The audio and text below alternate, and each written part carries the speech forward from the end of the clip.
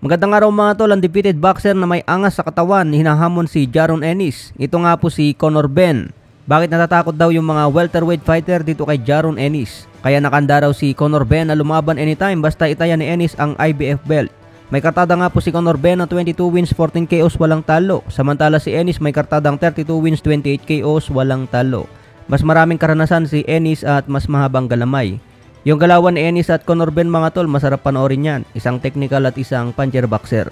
May bilis at lakas din si Conor Benn kaya hindi maging madali kay Ennis. Sana ikasa ito ng mga promoter mga tol dahil ito ang magandang bakbakan sa welterweight. Hawak ni Ennis ang IBF pero marami ang hindi kumikilala sa kanya. Na-promote lang kasi ito at hindi naman napanalunan ang titulo.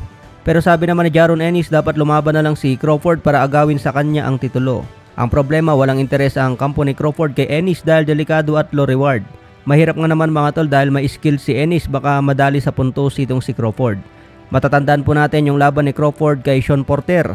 Kung hindi natumba si Porter at sumurrender ang tatay niya, may pag-asa sana sa puntos.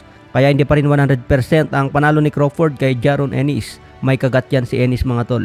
Abangan na lang po natin kung kayang patunayan ni Jaron Ennis ang pagiging champion. Sa ibang banda naman, Carla Mes Martin hinawakan ang dalawang belt ni Tapales. Excited na raw na maging champion si Martin. Malapit na mapalaban kontra Sam Goodman. IBF, let's go! Nasa number 2 ba to, IBF? So, 3. Number 1 si Sam Goodman, number 4 si Carla Mes Martin, number 5 si Casimero. Sa WBO, number 1 si Sam Goodman, number 2 si Luis Terry at number 3 si Casimero. Malapit na mapalaban si Martin at maging champion. Pero kailangan muna manalo. Hindi madali kalaban si Sam Goodman dahil may skill din yan.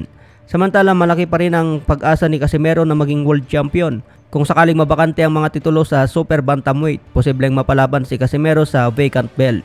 Kailangan lang niya talunin si Sam Goodman at Luis Nery, siguradong angat dyan si Casimero. Ang problema lang dito mga tol kung maikasa ng promoter ni Alas. Sa iba pang balita, Ryan Garcia sinabing tinulungan niya si Tank Davis para kumita ng mas malaki at mas sumikat. Hindi raw mabenta si Tank Davis sa pay-per-view. Umangat lang daw ang pay-per-view ni Davis dahil kay Ryan Garcia.